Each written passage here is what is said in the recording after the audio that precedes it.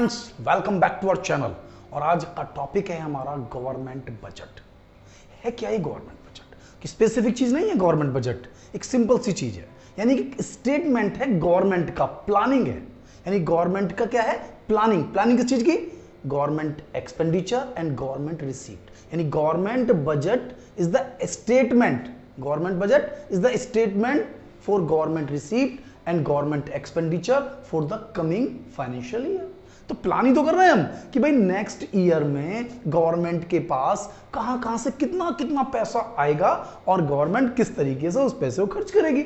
अब इसके अंदर क्या होता है वो बताती भी है कि भाई हमारा जो लास्ट ईयर का बजट था उसमें हमने कहां कितना पैसा खर्च किया, क्या क्या हमने वर्क की। जो मेन टारगेट है, मेन जो सिस्टम है कि हम गवर्नमेंट बजट क्यों बना रहे हैं, उसका एक सबसे बड़ा लॉजिक होता है कि इकोनॉमी में ग्रोथ और दूसरी चीज है स्टेबिलिटी। इकोनॉमी में स्टेबिलिटी बनाए रखने के लिए भाई प्राइसेस हाई हो रहे हैं, प्राइसेस डाउन हो रहे हैं। इकोनॉमी अगर आप देखेंगे तो सिस्टम में कभी बहुत ज्यादा रिसेशन आ रहा है, लोग अनएम्प्लॉयड हो रहे हैं, कभी बहुत ज्यादा महंगाई आ रही है, अब जो इन्फ्लेशन है बहुत ज्यादा, तो उस सिचुएशन में क्या होगा? अब उस सिचुएशन में एक नई समस्या क्रिएट होगी कि जो हमारा गरीब क्लास है, जो पुअर ग्रेड है, उसको प्रॉब्लम क्रिएट होने लगती है। तो आपको ये समझना पड़ेगा। तो इसके लिए हम बना रहे हैं गवर्नमेंट बजट। अब गवर्नमेंट बजट में गवर्नमेंट बना क्या रही है?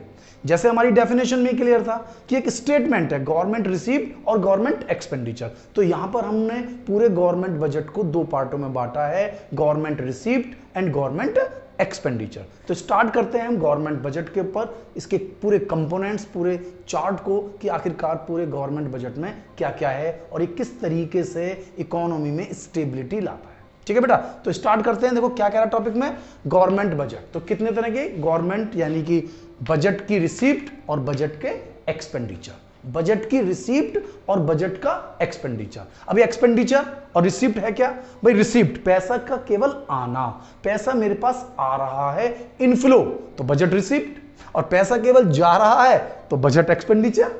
तो अब यहां पर ध्यान देना होगा कि जो बजट में रिसीप्ट हो रहा है, पैसा जो आ रहा है, अब देखिए आने के सोर्स तो बहुत सारे हो सकते हैं। हो सकता है आपने लोन लिया हो, तो क्या वो इनकम है आपकी? नहीं। तो इसलिए हमें सबसे पहले जो हमारे पास पैसा आ रहा है तो उसको पहले क्लासिफाई कीजिए।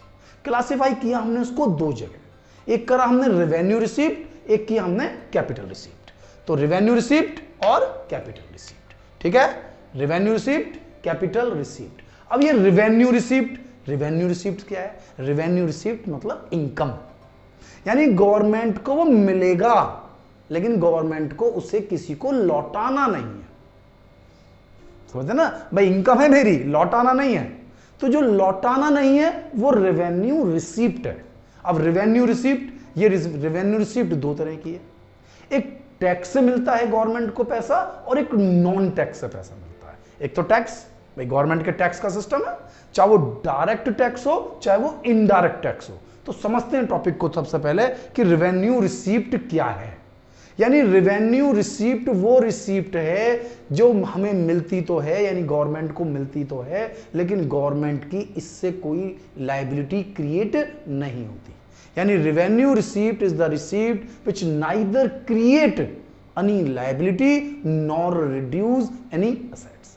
यानी कि ना तो इससे कोई लायबिलिटी बढ़ने वाली है और ना ही कोई असेट्स घटने वाली है। इस पॉइंट को देखें ध्यान करके। यानी रेवेन्यू रिसीप्ट, ना तो मैं कोई उधार ले रहा हूं और ना ही कोई अपनी प्रॉपर्टी को बेच रहा हूं, तो neither increase any liability nor reduce any assets. तो यानी कि ये मेरी प्योर इनकम है। अब ये इनकम के सोर्स, एक टैक्स का सोर्स है और टैक्स के अलावा, तो टैक्स के सोर्स यानी कि tax receipt, direct tax, indirect tax, direct tax, indirect tax. वैसे तो टैक्स डिफरेंट तरह के हैं, लेकिन हम जो बेसिकली गवर्नमेंट बजट को तुम्हें समझा रहे हैं वो इंडियन कॉन्टेक्स्ट में समझा रहे हैं। तो इंडियन कॉन्टेक्स्ट में हमारे पास दो ही तरह के टैक्स लग रहे हैं, डायरेक्ट टैक्स और इनडायरेक्ट टैक्स। अब ये डायरेक्ट टैक्स क्या है? डायरेक्ट टैक्स वो टैक्स होता है जिस पर्सन पर इस टैक्स को लगाया जाता है, यानी कि उसी पर उसका इंपैक्ट भी है ना, इंसिडेंस और इंपैक्ट ये दोनों एक ही पर्सन पर है। यानी कि जो इसको पे कर रहा है वो इसको बियर भी कर रहा है, मतलब झेल भी वही रहा है। ये नहीं कि उसको शिफ्ट कर सकता है। जबकि इनडायरेक्ट टैक्स, इनडायरेक्ट टैक्स वो टैक्स है जिसका बर्डन हम किसी और पर शिफ्ट कर सकते हैं, है ना भाई। एक तो टैक्स हो गया हम दे रहे हैं, हमें ही झेलना है, एक हम टैक्स किसी और से ले सकते हैं। तो जिस टैक्स को हम किसी और पर चार्ज कर सकते हैं वो होता है मेरा इनडायरेक्ट टैक्स। बाकी पहले टैक्स के बारे में आइडिया रख लीजिए। टैक्स कितने हैं? टैक्स तो बहुत सारे तरीके का, मतलब दो पार्ट में बांटना है, लेकिन डायरेक्ट और इनडायरेक्ट। तो सबसे पहले मैं आपको बहुत सारे टैक्स के नाम बता दूं सो दैट कि आप उसको क्लासिफाई कर पाए। या चलो अलग अलग लेता हूं। डायरेक्ट टैक्स में income tax, wealth tax, corporate tax, estate duty.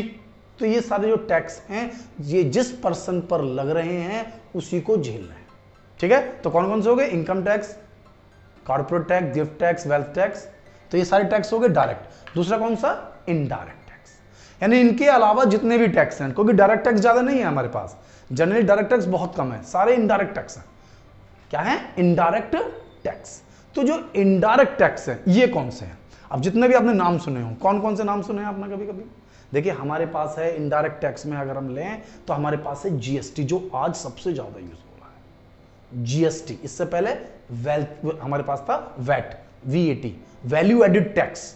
अब इसमें बहुत सारे टैक्स थे जब वैल्यू एडिड टैक्स था, तो इंटरटेनमेंट टैक्स, है ना, इंपोर्ट ड्यूटी, एक्सपोर्ट ड्यूटी। तो डिफरेंट तरीके के टैक्स लग रहे हैं। इंटरटेनमेंट टैक्स, गिफ्ट तो नहीं, कस्टम ड्यूटी, इन सब टैक्स को हम इसमें इंक्लूड कर सकते हैं। तो इनडायरेक्ट टैक्स जिसका बर्डन हम दूसरे पर शिफ्ट कर सकते हैं। तो डायरेक्ट टैक्स वो टैक्स जिसका बर्डन शिफ्ट नहीं किया जा सकता, यानी जिस पर ये लगता है वो इसको बियर भी करता है, और इनडायरेक्ट टैक्स का बर्डन हम शिफ्ट कर सकते हैं। अब ये तो हमारी टैक्स रिसीप्ट होगी जो गवर्नमेंट को मिलती है।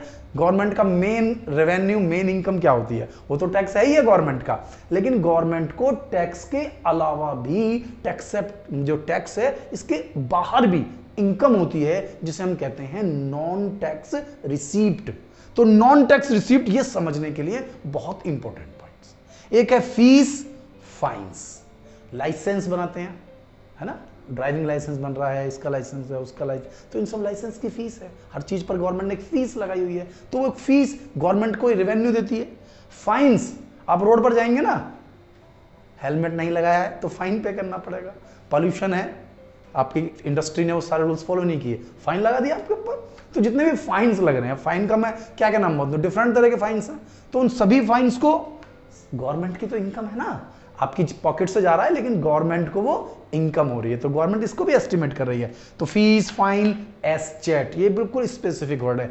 एस्चेट, एस्चेट है जब किसी प्रॉपर्टी का कोई वारिस नहीं होता। वारिस समझते हैं ना, कोई लीगल हेयर नहीं है, कोई उस प्रॉपर्टी के लिए दावा नहीं कर रहा है, तो वो प्रॉपर्टी भी गवर्नमेंट की हो जाती है।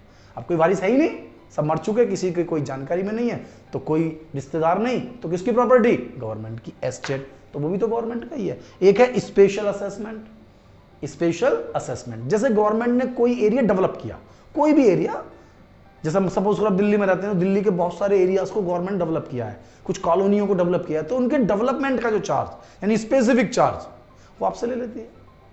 अब जैसे नोएडा है, नोएडा डेवलप हुआ तो नोएडा के आसपास जो गांव है उन गांवों को भी तो गवर्नमेंट ने बिल्कुल डेवलप कर दिया। वहां पर सीवर, लाइटिंग, रोड्स, इन सब की जो एक स्पेसिफिक प्लानिंग की गई है उसके लिए एक स्पेशल चार्ज लोगों से लिया जा रहा है, उसे हम कहते हैं स्पेशल असेसमेंट। ओके, एक है इनकम फ्रॉम पब्लिक एंटरप्राइजेस।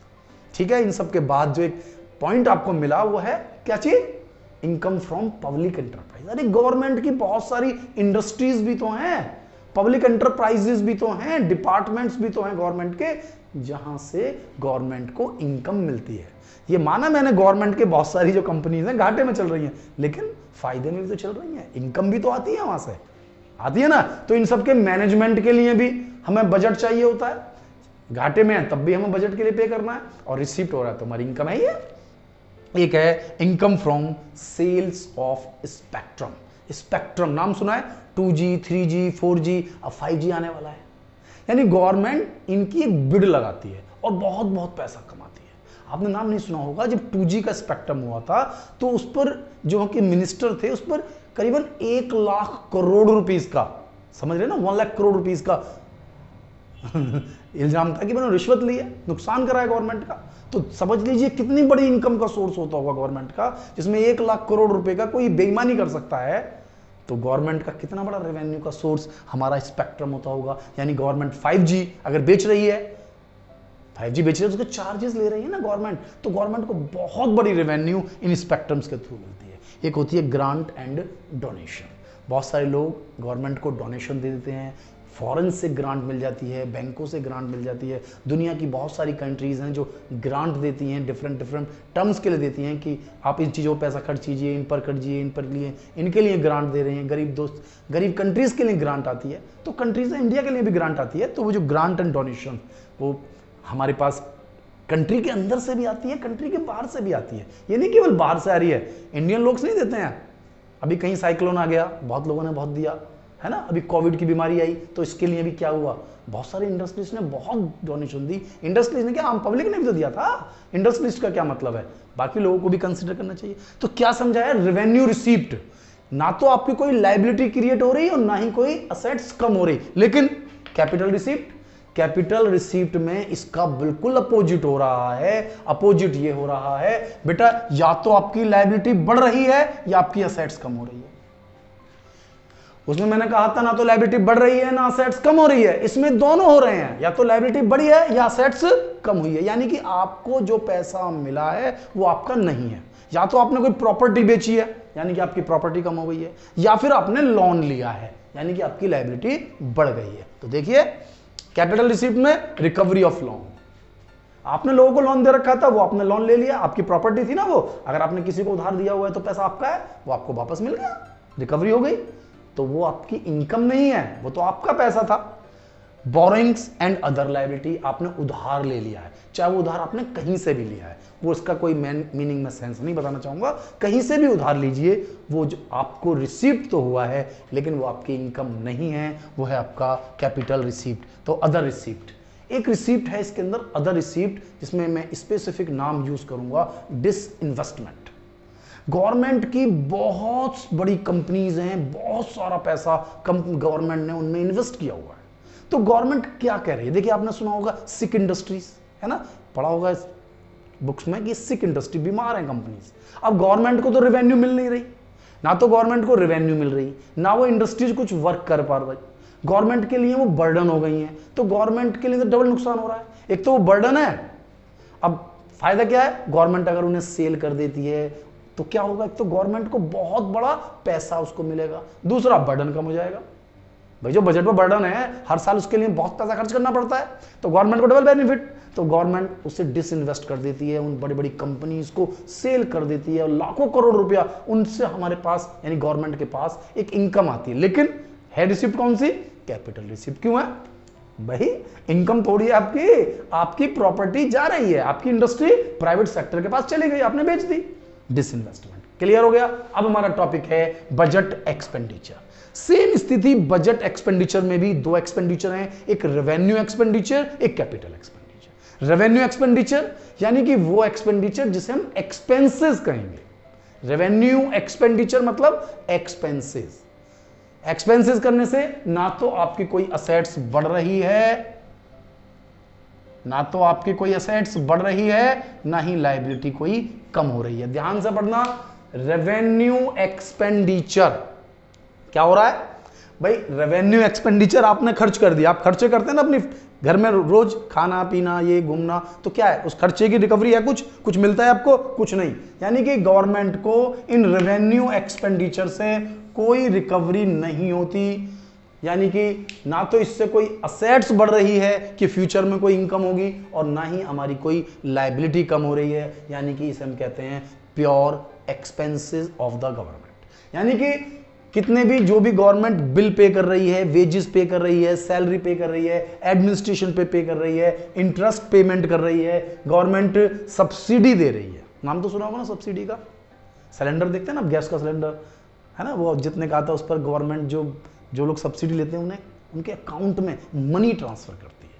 तो गवर्नमेंट का तो खर्चा है ना, गवर्नमेंट को वापस तो कुछ मिल नहीं रहा, तो गवर्नमेंट की जेब से चला गया, खर्चा हो गया ना, तो सब्सिडी केवल उसी पर सब्सिडी नहीं देती, गवर्नमेंट बहुत चीज़ों पर सब्सिडी देती है। जो हमारे लोअर ग्रेड यानी गरीब लोग हैं, पुअर फैमिलीज हैं, उनके लिए government free food grains available कराती है, अनाज, तो वो कहाँ से है, सस्ता फ्री, तो वो सब्सिडी है, दैट्स कॉल्ड द सब्सिडी। यानी कि जो उसका मार्केट रेट है उस रेट से कम वैल्यू पर हम उसे अवेलेबल कराते हैं पब्लिक को, तो वो होता है सब्सिडी।